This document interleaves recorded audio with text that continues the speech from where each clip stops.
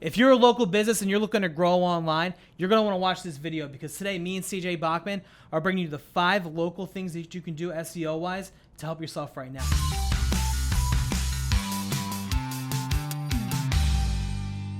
And CJ, I think a good place for us to start is to think about some of the trends and data that kind of inform the things that you can do, right? Yeah, absolutely. So, what I guess, how many people percentage-wise do local searches online for businesses? So we're looking at about 46%. 46% of searches online right now have local intent. No shit. And I know, Bernie, you're probably saying, well, why does that matter, right? Yeah. If there's, it's only 46%. Well, you have to think about it. If you're looking for something local, chances are you're ready to make a move. Yeah. Like you have the ability, it's there, it's in front of you. So the conversion rate is higher. Yeah. There's more bang for your buck on that local search. Yeah, like if I'm, if it's Memorial Day weekend and my beer refrigerator goes out, There's a beer in the fridge. and I search electrician near me, Correct. there's a local intent keyword for somebody. Oh, absolutely. You're Yeah. hot and heavy, you're ready to go. I am hot and heavy, ready to go. Always, Probably a little especially- upset. Yeah, when it comes to the beer fridge, definitely I'm a little upset. Gotcha. But let's think about too, like where people actually show up in these. So we know that there's the Google Map Pack, right? And we always tell people that's where you want to be. What kind of data do we have on that? So you have about 93% of searching or people who are searching with local search intent that are heavily geared towards mobile. And that's where the map pack comes in, right? It's like you said, you're looking for an electrician near me. Yeah. But you also have to think about it for, someone's got to go on a beer run. BEERUN, beer run. Right? Where am I going to go? How am I going to get it? What's closest to me? Maybe you're visiting friends, at a dorm and you don't exactly know. I know that's where you like to hang out, right? Yeah. Local dorms. Yeah, CJ, I think the map pack, it's another touch point that we have, right? Because obviously there's PPC, then there's the organic stuff, you have your rich snippets, all that. But that map pack is really where you want to be. And I think speaking of that, a lot of people now are actually searching right in Google Maps, right? Yeah, absolutely. About 93% of those local searches, the results are coming back in the map pack. Yeah. So I think if you, back to the beer fridge, if, you get it fixed, the electrician comes out, they get you taken care of, but now the beer's all gone, right? First thing that you're going to do is go to Google and you're going to find out what's the closest place to you. Beer store near me. Exactly. Yeah. That map pack shows up, you know where to go, you know how to get there, you can make a phone call if you need to, all within that map pack. Yeah, and let's say too that, let's go back to the top of the beer analogy where we're looking for the electrician. So you search for one of the first things that you see is going to be the reputation of the company, right? Yep. Reviews. So a lot of people look at those. It's important, obviously. We all know Lance hammers this all the time, and he's 100% right. You got to manage your reputation online with reviews because I think it's a pretty high percentage of people actually consider that before they decide who to call, right? Oh, absolutely. Yeah. That statistic right there is 67%. So 67% of consumers say that reviews influence it. And you have to remember that's of the 86% of people who are looking up businesses specifically on Google Maps, right? Yeah. They care. They want to know, am I doing business with a reputable organization? Yeah, you're not just going to call any Joe Schmo. You're going to call Casey Quinn off the street to come fix your beer fridge. That's Yeah. right. So Casey, stay out of the electrician business, if in case you were wondering. But we remember a couple years ago, and literally every year since then, voice search, right? How many optimized for voice? Is the voice search, what does the data look like there now? Is it moving up? Is more people doing it? What do you think? So it actually is, and I encourage About people time. to, I know, right? And I encourage About people time. to really kind of think about it because when we first started talking years ago about voice search, Yep. I was probably one of the biggest naysayers because I'm like, there's no way I'm walking around talking to my phone. But about 46% of people are performing searches via voice search. Yeah. And I am driving in my car constantly, and maybe I want to find out what the weather is, or ask a question, or order something, and I'm using Siri or Alexa or whatever. Google, where can I buy more yoga pants? That is this Google, search you need to do. Where do I find cool dog collars for my 35 dogs? Those are some of CJ's searches, everybody, not mine. You don't want to see my search history. It's all jumbled nonsense. That's all right. Everybody knows you're But poking fun at me. I am poking fun at CJ. But thanks for being a good sport about it. If you like this content and you're trying to grow your business, follow me at Lance Bachmann and Lance Bachmann Digital on Facebook. LFG, time to grow. But yeah, I think, it's obviously there's a lot you can do online, locally, but if you're a local business, like if you're an electrician, if you are even a lawyer or someone who's got a brick and mortar store, a restaurant, for instance, something like that too, you want to make sure you're optimized locally and doing everything you can online to be coming back in Yep. searches. All right, Bernie, we said we were going to give people some information. We also said we were going to give them 5 things that they could do right now or should be doing right now.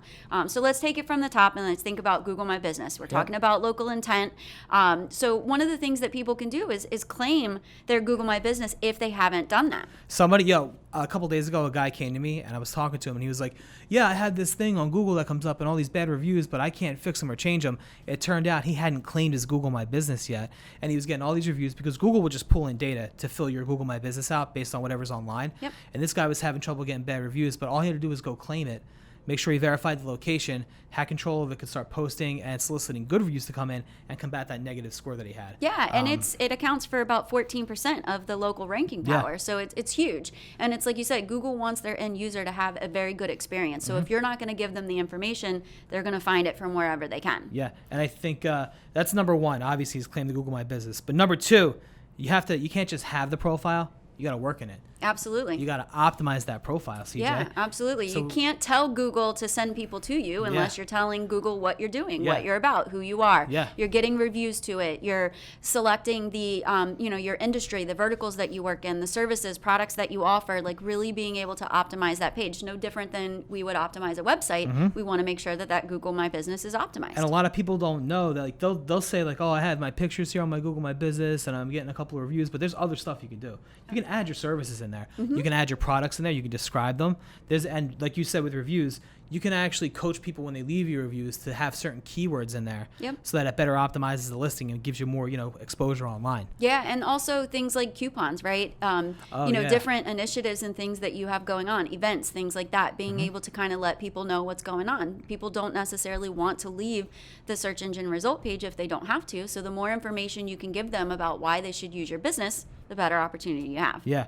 And so that's number two, is optimize that Google My Business profile. Number three, another 3-letter acronym that's been around since SEO, I think, is name, address, phone number. CJ, you've been in digital marketing for 25 years now? So why don't you tell everybody a little bit about name, address, phone number, and why it's important? Well, your NAP is always important, right?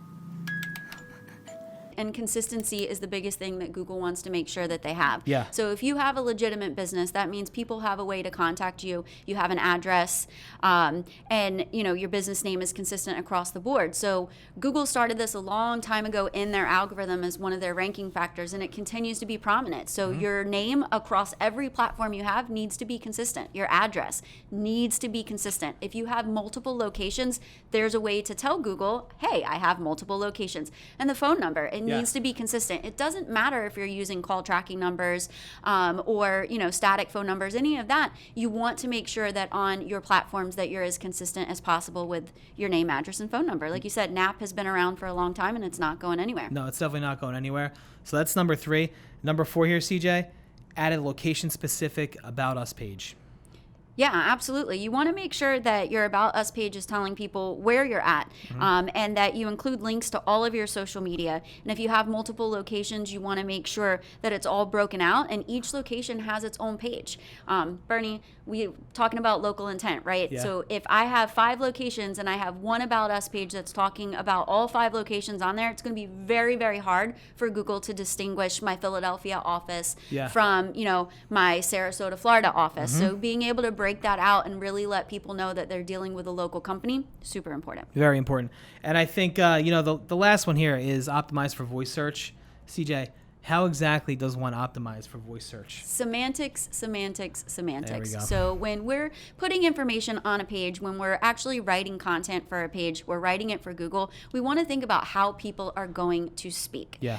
So you're going to start to see your long tail keywords, how they're super important, but they're going to be combined with those short question type queries to make your content very consistent. Like you said, if I am looking for a small refrigerator electrician near me, that's how I'm going to search. Hey Siri, can you find an electrician near me? So that's where those terms and phrases come back into play, and not just stuffing a bunch of keywords in there, but actually talking the way that human beings talk. Yeah, I think those are all really good points for everybody in terms of what they can do locally. So Tito's going to put them on the screen again, obviously right here. But claim that Google My Business, optimize the profile, make sure your name, address, phone number is consistent all over the place. Add that location to your About Us pages so people know where you are and that Google knows where you are, right? And then the last thing here too, optimize for voice search. Make sure you consider those semantics and the different searches people are going to do locally. All right, CJ, great stuff. Everybody, if you want to learn more about what you can do locally online to improve your visibility, check out our blog. Visit our social media handles. Make sure you follow us, and we'll see you soon.